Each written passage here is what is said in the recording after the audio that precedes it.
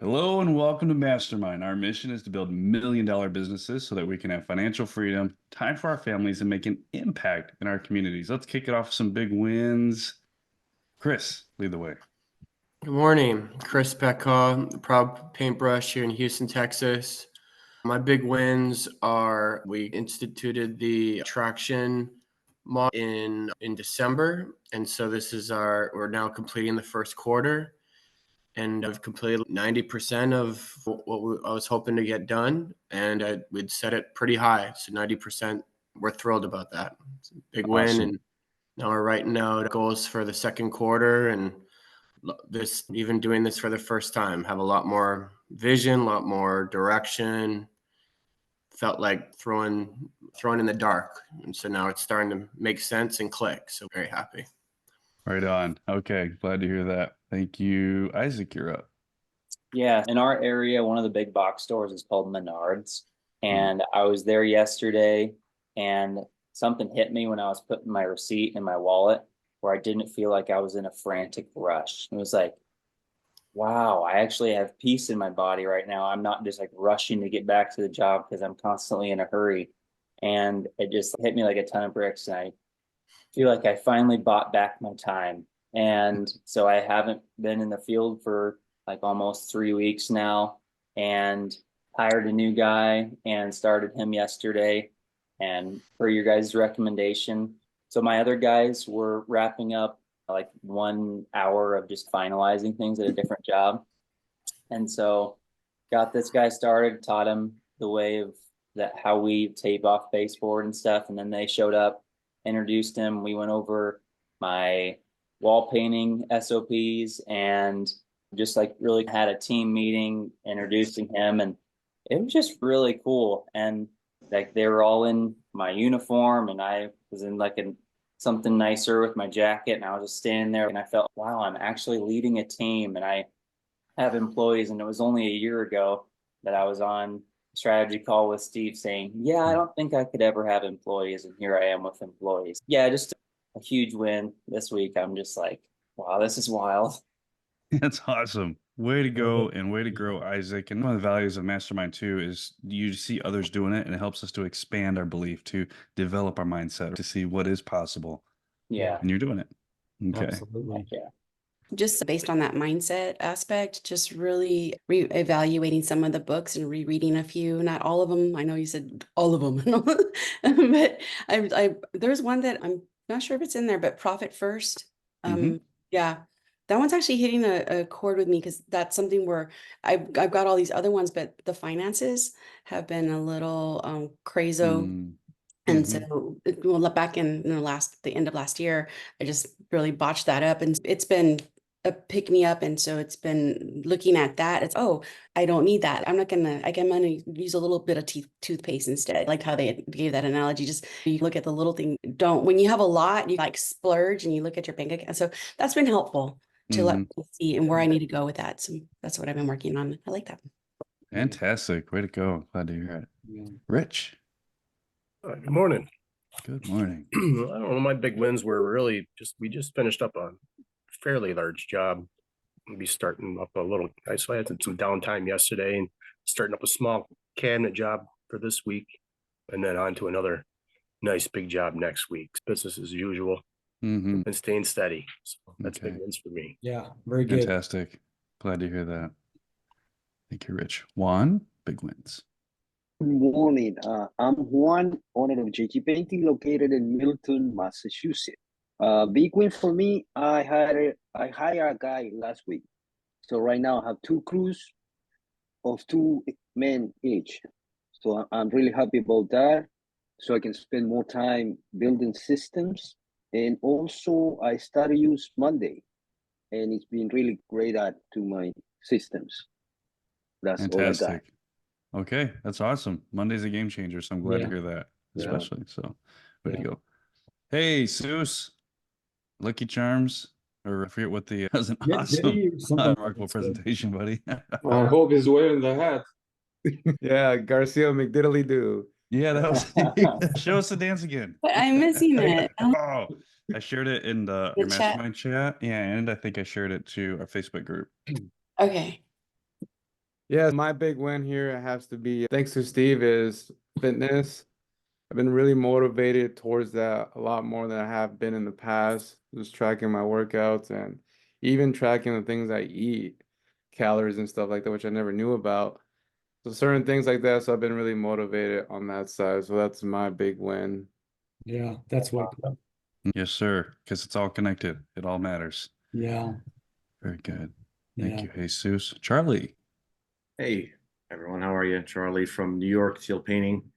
I met a contact who basically set me up with 3 of his showrooms that are all pretty much local here in my area. So we started one of them. We're starting another one today, and next week we're going to start a 3rd showroom for him. I was getting a little bit burnt out on thinking that my networking efforts would ever pay off, and this is one of the first bigger ones because he owns a pretty large home remodeling company. They do a lot of custom builds, and he had no interest in doing his own painting pretty much forever, and is revamping his business operation. So it's like a referral program that we have where I'm not doing new construction for a contractor, which isn't always the worst thing, but it's all kind of direct to customer work. So starting with the showrooms, he's been really helping us get the name out. So it's been great. That's Direct cool. is where it's at. Yes, sir. Fantastic. Very good. Thank you, Charlie. Yeah. Florian. Hey, good morning, guys. Big wins for me this week. I have a couple big wins, which is great. The first one, we finished one interior project. It's 100% done. The same, what do you call it? The same house we had exterior, which we started yesterday. And we had to rent a lifter because it's very high, it's 40 feet high. And the house by itself is very strange. Yesterday, my guys, they got a lifter. Probably later I posted some pictures so you can see. They have all harness and all the hat and everything because OSHA rules. You never know what's going to happen. Like I said to them in the beginning, is like safety, quality, and productivity. So safety is number one. When they walk on the job site, I said to them, whatever it takes, in 5 minutes, make it 10. I want you to go home. So that was my priority every day. On Friday, I went to check another exterior, which is the neighbor called me after 4 years. Oh, I have my neighbor called me for that. This is a long story, but anyway, I called yesterday, so they accept the call yesterday. It's around like 9 grand. Projecting in 5 days, we're gonna finish that. Crew by itself is doing very good. It's crushing every day. The good thing is we follow up with the clients all the time, send cards or make a phone call. And when I switched from QuickBook to PaintScan to QuickBook, either or, but for some reason I lost some contact, and all of a sudden last week someone called me after 4 years and was my client, and I couldn't remember. And I said, oh, this and that. He goes, you remember me? You paid my house interior, did my garage door. I said, yeah. And he goes, oh, I'm so thankful. After 4 years, client calling you is wow. Yes. Something else never happened to me. Is the first time. Wow. So that makes me a big lesson. Let's say, learn a big lesson to follow up with the client. You never know. For some reason, I lost the context. But that's what I had for this week. It's big. That's big. Yeah. The fortune is in the follow-up. Yeah. That's so important. And I think y'all remember my story of Art up in New Jersey, right? 6 years. I won't go into it right now. We can talk about later, but 6 years. Yeah. Yeah. And there's a way to go about it so they're not offended. And the fortune is in the follow-up. You've already done all the work. Just keep following up. So way to go, Florian. Yeah. Big wins are I was able to collect a few big checks and big deposits. So the bank account is looking much healthier, which makes me happy. But yeah. Cash flow helps to cure all. So glad to hear that. All right. Thank you, Clary. And glad you made it. Chris, you're up. What's one thing we could brainstorm for you to help you to double your business faster? One of my goals for this quarter is to now automate as much of the admin as I can. And so I just have questions about the tech stack, and there's probably lots of different ways to slice this, lots of ways to skin the cat, but checked out what you talk about on the DYB Cafe about Monday. That seems essential. I heard Isaac talking about that, and he recommended that video to me, and that seems like fundamental. And then obviously having this stuff feed into your CRM. But yeah, I'm just wondering about the possibilities with all of it. I'm using Drip Jobs, which connects to QuickBooks, which connects to Google Calendar, and that's all super great. But yeah, wondering what are the possibilities in terms of automating all your admin? Okay. Here it is. You ready for it? Here Ready. is DYB's recommended tech stack. So it begins ideally on your website with you can book me or Acuity, where they book an estimate, or you send them there to book an estimate, or you send them a text to book an estimate. From there, it gets automated via Zapier to your estimating program, say Drip Jobs, and then also into Monday, and then your email program, Active Campaign or MailChimp. Then a contact is created in Google Contacts and also into a spreadsheet.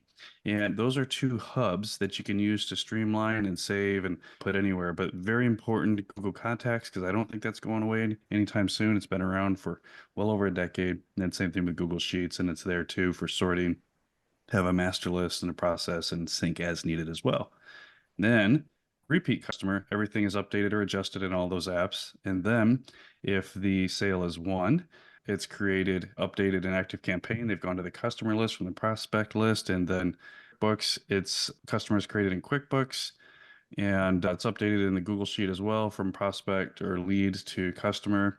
And then on the Monday board, it's updated as well that a sale is won. So it goes to the job to be scheduled section on the Monday board. It's updated in Google Sheets, and a job is created in ClockShark for timekeeping. Once the invoice is sent, it's updated in QuickBooks. And then when the job is marked completed in Monday, they are sent a grade us to see how well they've done and to get a Google review, which is a program that Mike Williams is a licensee of. In fact, if you go with Mike Williams, you get a better deal than what retail is. Anyway, that's a quick walkthrough or overview of the tech stack flowchart. And if any of you guys would like it, you're welcome. It's a free copy.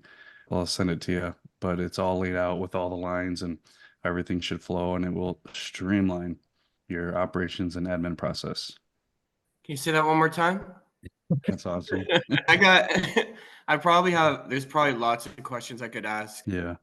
Back to this, but I guess like in particular, so for example, if I was to switch someone from someone accepts an estimate and goes from a prospect to a customer, like you can have it where like they've signed that contract and boom, it's gone. The work order's been made. It's gone into Monday. It's gone into kind of everything that you're talking about. It's created a ClockShark.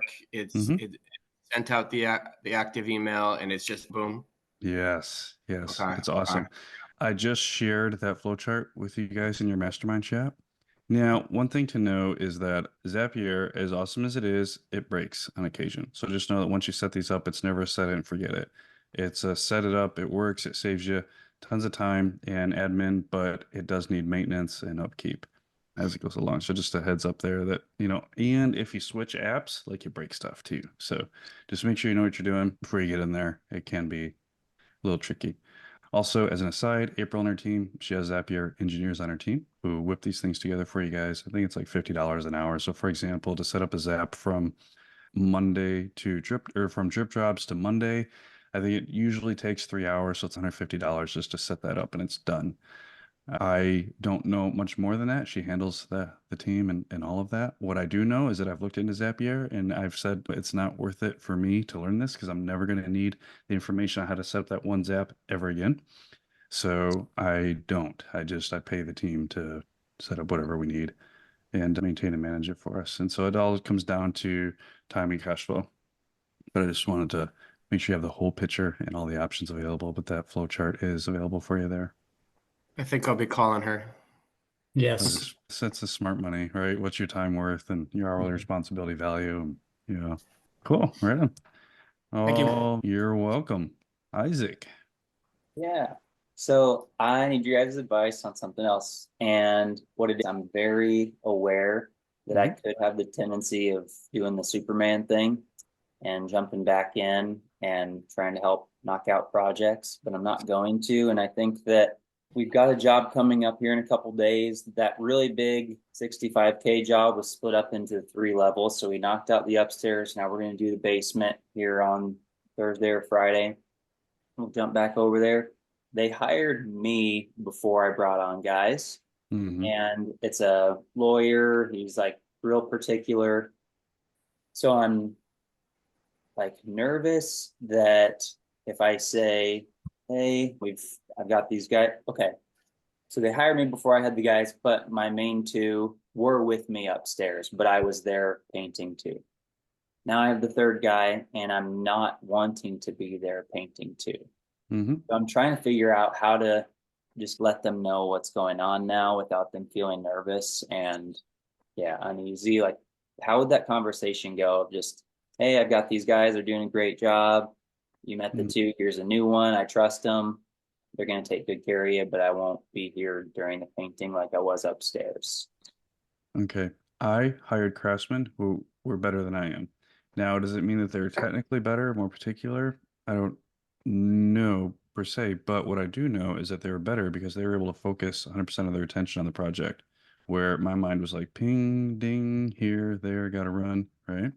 Now, I did try to hire craftsmen who are better craftsmen than I am. And so I would tell them, I said, listen, you don't want me on the job. These guys pay much better attention to the detail that I'm able to as I'm, running the business. And so I found guys who are better than I am for you. Isaac also, and Steve's absolutely right. Don't make a big deal out of you got a crew on there. It doesn't matter. Nobody can do a big job like that with one person. They don't expect you to do it by yourself. When I show up on a job, I don't even mention whether I'm going to be there or not to my clients. It's not even a conversation that needs to be had ever. You've got good quality people there. They take care of you. And just my team, that's what I tell them. My team will be here, blah, blah, blah, what time, and it's already scheduled, and bam. It's never a question. Yeah. So be confident in that, though. Be confident in your team. Let your clients see that. I'm confident. Don't make a big deal out of it. Just send your team in there, do their thing. Yeah, to Joe's point, confidence, right? Like confidence sells in sales, right? Your confidence is help with sales. Just in the off event, they say, oh, are you going to do the painting? I say, oh, you don't want me here doing the painting.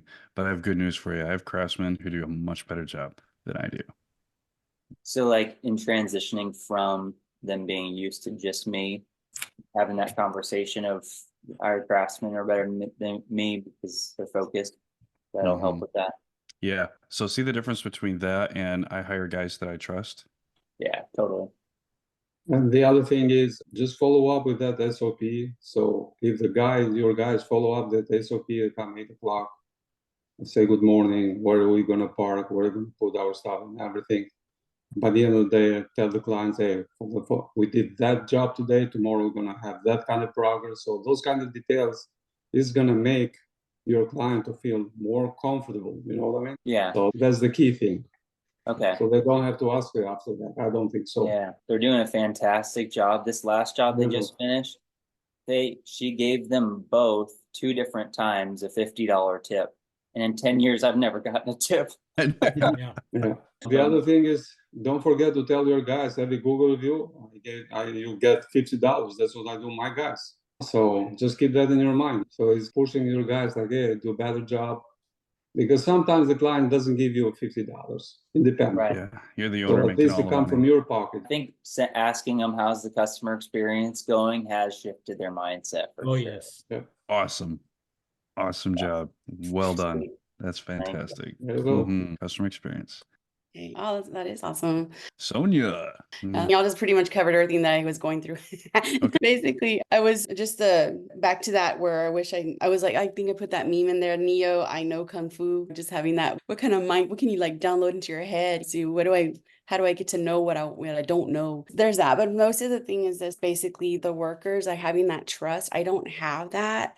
And I know I just got to go lean in more so I can get more business, so that I can get more. Because anytime I interview subcontractors, I don't want to say but my side, like I have a different way of how I want to work with them. I want that trust. I want to have, there's these guys that I hire and I don't have to worry about it.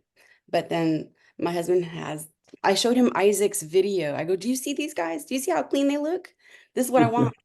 That's what I did. And so that's the presence, because this past week I've had a struggle with the worker where he came in so to speak, our slippers, he had house slippers on coming in on the job site with his star and stripe shorts and our shirt. And I'm just like, then I didn't say anything. And so then I had to address it. And I ended up, there was something that went on and I I got a little, whatever you call it. And I told my husband, I go, look, you either fix it, get rid of it. I get you talk about how well he works, the craftsmanship, because I think it's that fear of not having somebody to, I don't even know. It's a fear. It's a fear he has. But he's really good. He has this thing where, oh, I'm going to address it. I'm going to address it. And then he addresses it, but then it happens again. But he doesn't address it at the moment. He like says something happens on Monday. He's always tardy. He comes home, he gets there. We're always having to show up on the job site to make sure to make sure there's somebody there. But then it's an ongoing thing. And so I told him, hey, why don't you address it right now?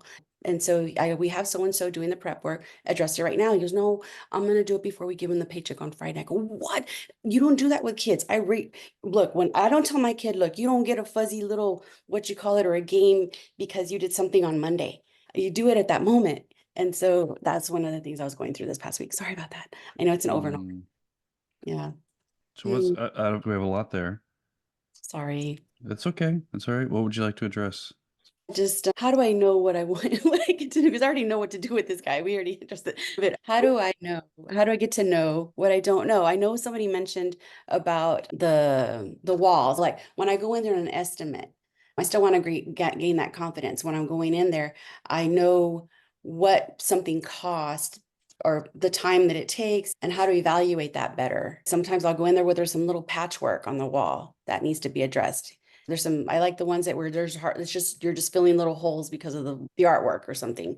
But there's sometimes where we have some patchwork in there that needs to be addressed. And I'm like, I don't know how to add that on and so forth. There's these little things, it's the little details that I'm still working on. And then exteriors especially is where I'm coming across it the most. So Sonia, I think my encouragement for you would be you're doing pretty much everything you need to do to learn what you don't know.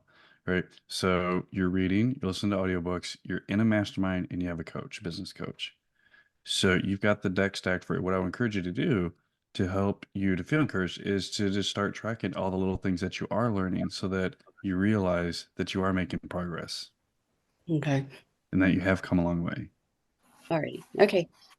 I wanted to comment, like, because I'm a submodel too, and I've been trying to figure out like how to, because it is a different dynamic with the subs too. Like even, all right, we negotiated this work, and now the client wants to do a change order, and I have to make sure the other guys are happy with that. That's what she's saying about the wall and stuff, and it is different with subs. And what I've been thinking about is like just explaining with the subs that we're trying to create a consistent product. And so when you're doing work with us, you might be doing work with other guys and they might do it other ways, but we have to provide a consistent product. So every project that we do, little like wall covers, electric plates have to come off, right? And so these are like, and those are in your SOPs laid out. And it's hard. It was harder for me to wrap my mind around because they're not my employees, but explain to them that upfront, this is what it looks like working for us. This is what we're selling the customer. This is what the customer is expecting of us. And so therefore, this is part of what I'm asking you to do when you do this with me. And then I know we're in the same area, so some guys will be able to do it and some guys won't. I know there's a lot of subs in our area, so I'm also willing to rotate and throw a fish back in the water if I need to. Got me. Okay, yes. Okay, good. That was that right there. Thank you. I don't know anything too much about subs, but just from hearing your experience with that guy, a thought that I had was if you provide consistent work and a great experience for those guys, they want to work with you. So there might be some fear of addressing and being worried that maybe then they'll leave or that you'll have to let them go and then you won't have anybody to cover that work. I think maybe risking that for the sake of good culture might be worth it. And then if he likes working with you enough, then it'll be that like, okay, I need to operate and wear the clothes and do the things that they're asking so that I can still work with them because they do provide consistent work. They do provide a good company culture. So I think doing Steve's progressive disciplinary deal might be worth it. I like that. Yeah, he was addressed this past week. We'll see how that goes. But I was like, my husband went ahead and had a speak with him, and we'll see how that goes. But I told him, like, he even told him, Sonia's the boss. You listen to Sonia, and if she's already ready to cut the cord with you, and he's, oh, shape up or ship out. But it was nice. It wasn't like that. He's a lot better with them than I am. I just go blah because I tell him, I go, look, you don't want me addressing that. I'm a little volcano and and I don't mean to. And I tell him up front, I go, so you want, that, but it's also me too. Communication, like you mentioned, Isaac, I appreciate that because I'm always go and then all of a sudden I don't get to communicate. So I need to work on these SOPs. I think that's one of the biggest things. And then next crew that I interview, which I've had a few that I've been able to sit and say, look, just like Chris was mentioning.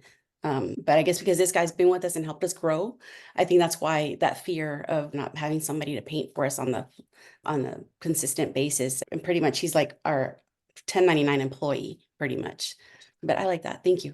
Yeah. Steve, Sorry, don't lose Sonia. yourself. Sonia, just a question. So who is actually responsible in your company for hiring and firing? Is it you or your husband? Because it seems like there's a little confusion in terms of roles. Although you do have a nice good cop, bad cop dynamic going. And I can tell who the bad cop is. It started off where I was the one responsible for it, but I asked him to help because he works full time in the restaurant industry. So I'm running the company. So I asked him, can you help me? You find the guys, I be the creative, I do all the whatever. And so that's how it's been. However, it's been like the parenting that the issue, the good cop, like he's the good dad and I'm the good parent, the bad parent type of thing. But yeah, again, in answer to your question, I would say he is, but then I took over it, but now we still have this one little hangnail paper cut that's going on. Yeah, it might be nice to have a conversation with your husband and just sort those roles out so that you're both clear on what's going on. Yeah. I don't know, just the thought. No, it is. I addressed it. I had to come forward with it this past week, and I let him know I hung up on him because he was whining, and I said, quit complaining, dude. And I hung up, and I go, and I said, you deal with it. I can't deal with this. There's no need for me to be on the site having to take care of all this baby stuff. He sends me pictures of the client pull down the plastic. I go, what do you want me to do? Pull on my butt and go fix it? What? You want to come work for me, Sonia? Come work for me. I don't have that crew right now, but I could bring in some really crabby guys and you can come correct them. You don't want me to speak. See what's on my mind. I'm thinking of that little bunny from Bambi's. I don't have anything nice to say. I don't say nothing at all. So I have to remember that because I'm pretty flirty. But anyways, I've controlled that a lot thanks to all the books and everything. But yeah, no, it's been one of those things where I'm going to see he's going to do one for me tomorrow. And so we'll see how that goes. You got this. You got this. Yeah. You do. So let's bring this back. Let's bring Rich. And then, yeah, so everybody here has different values and goals. And what's really cool is that Rich is here. He really enjoys being out in the field and he has no desire to get out of the field. And so we're here to help him double his business faster, but it's not to get out of the field, which is cool. So sometimes DYB is double your bottom line. Rich, how can we help you double your bottom line faster? That's my one question. It's still about Facebook. I had gotten off of social media and just everything. I just stopped for a year. And I left DYB and the whole 9 yards. I was just stuck to my phone constantly. I was checking messages. I was always on DYB because I'm a DYB addict. I was just checking stuff, but I just stopped, and it felt good to be disconnected. Now I'm getting back into the Facebook thing and a few other things. And I've noticed algorithms have changed or things have changed on Facebook. And I was just wondering is anybody still just hammering Facebook or is there other avenues that I should be looking into? Okay, good. Yeah, good question. So what I recommend is that you connect your Instagram to Facebook so that when you post to Facebook, it automatically posts Instagram for you. As far as boundaries, you might schedule times to look at those and just have an agreement with yourself. Say, okay, so I look at and engage at so-and-so AM and then again at such and such PM. Put those in your calendar and put those boundaries up so that it's 15 minutes or maybe a half hour, whatever you need to do. It is marketing, okay? As long as you're sure. But no, there is still plenty of opportunity on Facebook. But the idea here is to be engaging. So to be engaging, what you want to do is ask questions and ask open-ended questions. And so if you see some of my posts, most of them do not relate to business. I ask engaging questions because for me, And for most of us, Facebook is branding media. Okay, it's a branding media to stay top of mind. It's not so much a lead generation, but it's branding. It's to stay top of mind. And stay top of mind is one of the best things you can do, right? Because your customer list is your gold mine, which most people forget about and let be. But if we can just stay top of mind by posting engaging content about bulldogs and coffee and Jeeps, and maybe too many posts about Jeeps and whatever else, what happens is you will get messages and you'll get tagged in silly Jeep photos and memes. And I get them all the time. And it just tells me that people around the world are staying top of mind. And when they see a Jeep or a bulldog or what used to be alligators or coffee, or used to make a big deal about Starbucks, they will tag me and, send me a direct message or whatever. And I know that it's working. So be creative, be fun, GIE, gratitude, inspiration, entertainment, but ask in engaging, open-ended questions to generate the conversation. If you can generate a conversation, then you'll get algorithm juice. But if you just make a post, hey, here's green we painted, you don't get anything, very little, nothing. And like I had shared some value statements and it didn't get anything. So I took a screenshot of how I got no algorithm and I got 0 impressions from it. And I posted those stats and I said, wow, I've got over 4,000 contacts, followers, friends, however you want to call it on Facebook. And not one person saw this. I thought that was interesting. So then some people started commenting on that. Oh, I saw it. And then people clicked through it and started commenting on the original one. So I was able to get some engagement out of it, but I did genuinely find that interesting. And I was very curious. And I thought, here's an opportunity to share some curiosity and generate some more engagement. But most of the time, keep it fun, be goofy, silly. Memes, jokes are fun and engaging and entertaining, but post something engaging to try to generate a conversation. But when you do, keep it open for 5-10 minutes. Because if you get a comment right away, you want to respond as fast as possible to the first comment that comes in. That's so important. And then if you get 2-3 comments, if you can respond to those as fast as possible, that'll help get the algorithm flywheel going for you. A podcast a long time ago, interviewing a guy who I can't remember exactly what his name was, but basically he talked about this dentist that skateboarded through the office. Yes, yeah. Was that Fanocracy? Yeah, I think so. I'm Yeah, pretty sure that was. yeah, his like name escapes me right now. highlighting. Great guy. Yeah, he opened up with a story of speaking. I think he was down in Mexico, right? And he was getting ready to speak, and he went out on the balcony and just got out of the shower or whatever. I think he was in his shorts, and the door locked behind him. Right? Yeah, I remember that. Yeah. But yeah, so that dentist kind of focused on that hobby aspect of something specific about him that was not just business related. Mhm. And so I think I'm going to do that with my gardening and just, I don't know, not everybody knows I'm a gardener. Mm-hmm. And I think that helps on social media too, because then people see yes. who you really are. So that could be something that you could start doing, Rich, is just if there's any quirky hobby you have, maybe showing people a little bit of that. Yeah. And that ties into is it white oak? Pardon me. I don't get it Yep. wrong on the spot here. Yeah. Brain doesn't work as well. Okay. A perfect tie-in. And absolutely share your hobbies. I'll check into the gym once in a while. I'm there with Sam. And I'd love to show pictures and videos of him working out, but he does not like attention. And so I have to be very careful and obviously respectful of that. But that's another hobby that we enjoy doing together. Share your hobbies and with grace, share your values as well. And when you share your values, this is something I learned from Joel Comm in one of his books. And he said, people say don't talk about religion or politics. He says, share your values. And he doesn't say which one or how. He says, what happens is, yes, you'll upset those who don't agree with you, but did you really want to work with them anyway? And Right. 2, wait for it, you will draw those who agree with you closer. Who would you rather work with more of? So we just dropped a lot on you, Rich. Was that helpful? It is very helpful. Thank you. Okay. All right. You're welcome. Right on. Good morning, Juan. How can we help you double your business faster? Okay, so talking about crew sizes, so I've been going to the store and talking to some other painters. I always been running 2-person crews, but I talked to a guy and he only wants 1-person crew, and then another guy has 3-person crew. So I don't know what you guys doing. What do you think is the best crew size? Yeah. Okay. This is a great question, and it's going to vary. It's going to vary between company and it's going to vary between niche, depending on your 3 Ps. All right. And that's going to vary on your team. So for us, we preferred 2-man crews. But the key is what you want to do is it depends on your average job size. And you want to try to set it up so that you understaff it barely. We understaffed all of our projects by say 5%. And then we encouraged them to crush that goal. You can do this. And some of them come Monday, oh, there's no way. But come Thursday, they're like, oh, we're going to smash this. I'm like, I know you can do it. I knew you could do it. So it invokes their creativity and they figure out ways to beat the goal, even when we understaffed about 5%. Whatever you don't ever overstaff a project. Okay. Don't put 3 people on an 80-hour job and give them a week to do it. Instead, put 1 person on a 50-hour job and tell him you believe in him, he can get it done in 1 week. If he doesn't, you're not mad, but just say, you know what? You have what it takes. I can tell. That's really helpful. Thank you.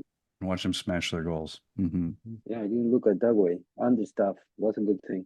Thank you. Yeah, you're welcome. Hey, Seuss, how can we help you double your business faster? Hey, Steve. I don't really have anything here, guys, but there was something that happened the past 2 weeks, and this relates to having confidence. So my confidence dropped a lot the last 2 weeks, and in results, I was winning no jobs. So it's funny because I told my wife that I was like, man, we're winning too many jobs. And then I lose a lot of jobs. But yeah, so confidence is really important. Also, too, last week I didn't do my presentation when I was supposed to do it. Lack confidence. So you just get back up and keep going at it. And then a quick one here. Yesterday, too, I know Isaac mentioned this, that the chamber doesn't allow you guys to introduce yourself. That's what they're starting to do down here, too. They just have the city people talk now and the community people, charity and stuff like that. So they didn't go around the table like, oh man. So I had to figure it out. So I asked that famous question Steve always says, okay, how can I? So I asked the guy next to me, like, hey, how do you think I can get this going here? Because obviously everyone's already back to their conversations and no one's expecting anything. So we talked about it, he brainstormed with me. I went to the bathroom, came out with a hat. I just did it. No one's really paying attention until I finally took a few seconds and they finally paid attention. I was a little nervous because I thought I was going to get kicked out or something like that. But you know what? I told Steven, the MG, and my son I was going to do it. So I'm going to do it. I don't care if I get kicked out. Yes. That was the challenge there. Yeah, this is awesome. So there's another principle here. Not only did he just say, how can I do it? So the principle he talked about, how can I do it? But also you leverage the principle of it's better to ask for forgiveness than permission. Yeah. Okay. So just do it. Like when I did the Hulk Hogan one, you guys, it was in the wrong restaurant. It was like, if I would have asked the manager, if I would have asked anybody for permission, they would have been like, no way, not here. But I just did it anyway. And I went all in and I gave it my everything. And they all cheered me for it. Nobody complained.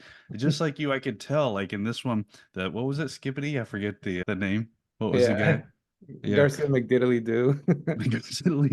You were all in and you were present to it. You just gave it your all. You could tell like you weren't just halfway in it. You know what I mean? Like you assumed the identity of them and you just got it and they loved it.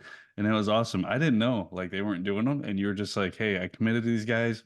I'm going to do it anyway. I'm going to figure out how can I break it in? And so if I hear you correctly, you're the only one who got to give a presentation. Yeah. Yeah. Awesome. So that was the challenge there, but that was awesome. Way to go. Yeah, man. Right on. Okay. Fantastic, Jesus. Thank you. What a great example. Morning, Charlie. How can we help you double your business faster? What is going on? This is a very hard question because there's too many things to address, but I think the one that I would like to talk about is, so I'm in the process of revamping a lot of things. I feel like I'm starting from scratch in some areas, but one of them is, so I had gone pretty much I started, I should say, mostly subs, and I was slowly onboarding employees one at a time to try to completely go away from that model. And as I was doing it, I started to miss it a lot, but at the same time was excited about the possibilities that I had around culture. And this is probably a really common experience, but question is, with subs, I wasn't concerned necessarily about having a crew leader because to me, in my eyes, there was always a crew leader there because my subs that I was vetting there, very experienced guys. They were all crew leaders because they had their own businesses. They just couldn't market them. and stay busy enough to have their schedules full. So that was easier. Also, I was probably way too hands-on with the customers, not necessarily with them, and they all did a pretty good job. But as time went on, they stopped following kind of procedures. They get a little bit lax, and cleanups weren't happening as good, and all that stuff that it was taking more time to train them back on things than it was when they first started. So subs are phasing out still. And at this point, I would say 90% of everything we're able to get done with my employees. I onboarded 2 more painters. Good. But with that, yeah, which has been phenomenal. My main thing is, okay, now I need to get on this wave of crew leadership, because now you're a full-time employee and you're looking at your clock. And in construction, painting specifically, the owner is the only one who's getting paid on production, and everybody else is getting paid by the hour. So there's this huge disconnect there. And it's not like the character's off. I think the character is good. It's more like my leadership needing to come in and establish clear responsibilities for crew leaders. So that's happening. I designated my first actual crew leader. My mindset has changed. It's been great.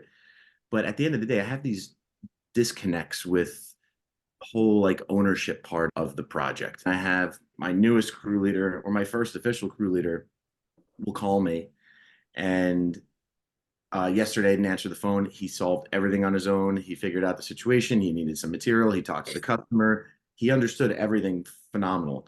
But everyone as a whole is still, there's no sense of urgency really there, because I'll come in and check in on a project with Gavin and Steve, for example, who have not been designated as a crew leader.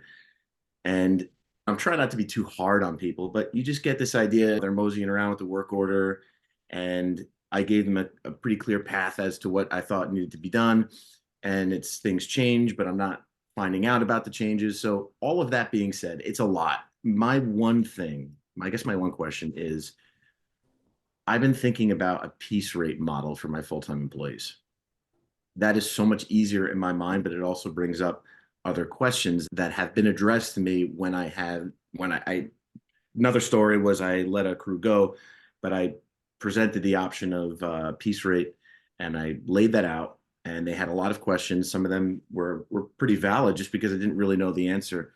But I don't know if anyone does that. It just seems a lot easier for me to find the answers to my problems with paying them per job, because I know they will have to naturally figure out a way to be more efficient that way. But then I have all these questions of when they're going over budget still, what's the consequence? And are they going to take that serious? And they should, but they feel like they're not going to get paid, and they're going to average out $15 an hour because I'm underbidding my jobs, and I'm coming in at 30% really margin on my estimate, but I'm, trying to push their labor hours to do it so I get 50. It's all this stuff. So context. Okay, yeah. But piece rate, like per project payment, has anyone done it? Is it possible? Yeah. Is it right? Okay, worked with hundreds and hundreds, maybe a few thousand companies across the United States, Canada, Australia, even Ireland, and we have some coming through from Africa, which is cool, and even scattered in Europe. We haven't seen a successful model yet. Now, the caution here is that if you did, and not that you wouldn't succeed, you'd be creating entrepreneurs, because entrepreneurs are all about piece rate, because that's 100% commission. However, let's circle back to how do we improve employee production? How do we improve employee performance? I sent out an email, I think it was last month, and there are really 3 main things to start from. First one is to realize nobody's ever going to work as hard or as fast as we do, right? And this is mainly speaking to the technicians who started off as a technician, building their business, and then bidding off those production rates of the owner technician. Okay, it's not the case for you. But step 2 is, okay, did we set goals for them? Do they know what to hit? Do they know this is an 80-hour job? Do they know that the goal is 120 hours? So that provides the scarcity that they need to hustle. Right? Are we encouraging them? Are we challenging them to hit that goal? But first we have to establish it, right? If Zig Ziglar said, if we aim at nothing, we'll hit it every time. So we know what the goal is, but are we communicating that? Are we relaying that to them? Then step 3 is the after action review. So we just sit down with them, and if the goal is 120 hours, say, all right, guys, this one took 130. Let's review it and see why we didn't hit the 130. And sometimes we bid it wrong. And or sometimes the production was wrong, or sometimes we didn't get right equipment on time, or they just weren't producing. And so we just brainstorm it in a safe zone where they can just be honest, say, you know what, I probably could have picked up the pace here. I was thinking about, I was having marital problems or whatever might have been going on.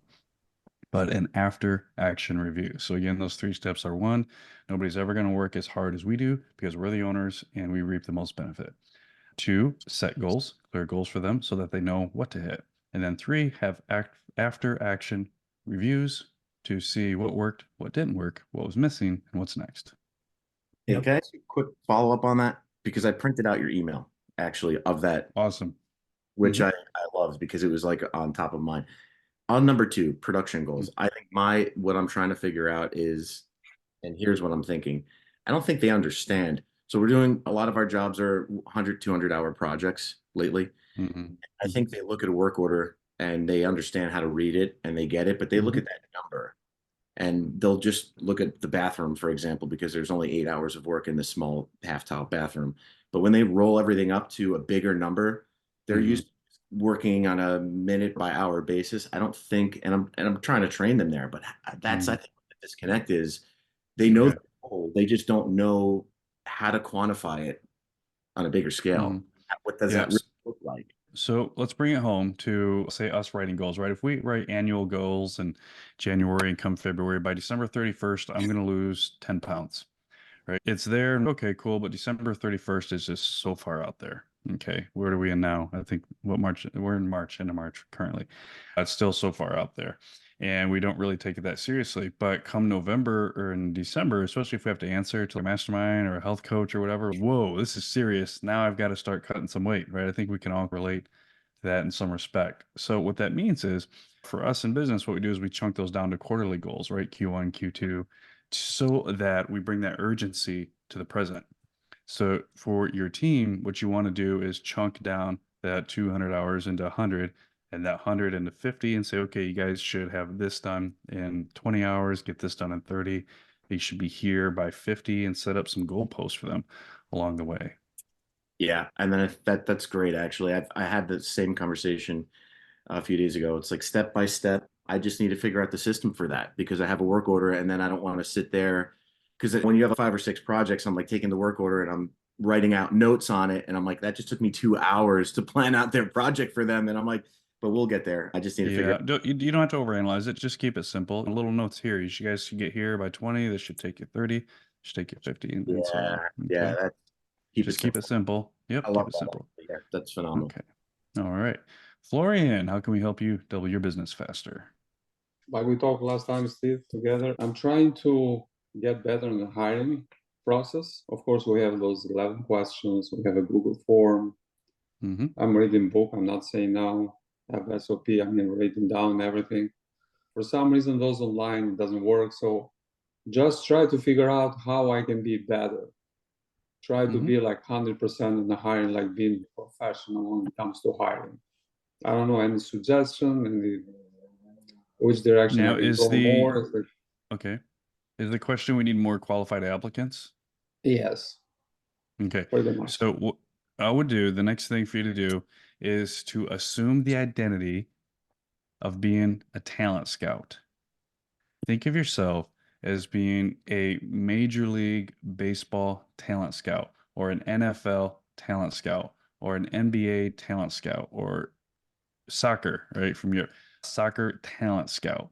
Your job is to find talent. That's your identity. You're a talent scout. And if you don't find talent, you're going to get fired.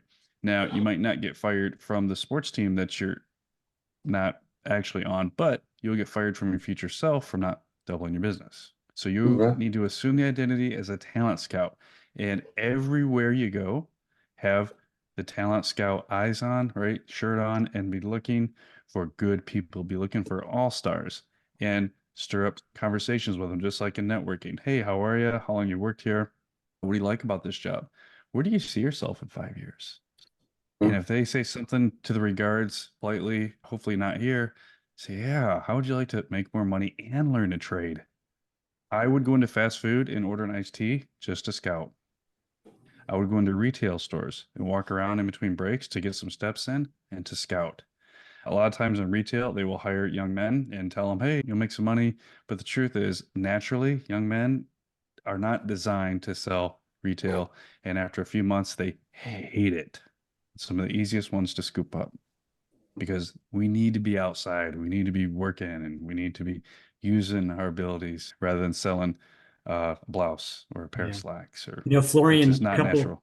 Couple things I do. Of course, Steve reminded me, make sure you check the references really good and ask those good questions. I ask qualifying questions to the references too. People don't want to talk trash on the previous employee, but I ask, are they rehirable? If they were to come back today and apply for a job, are they rehirable? That tells you a lot.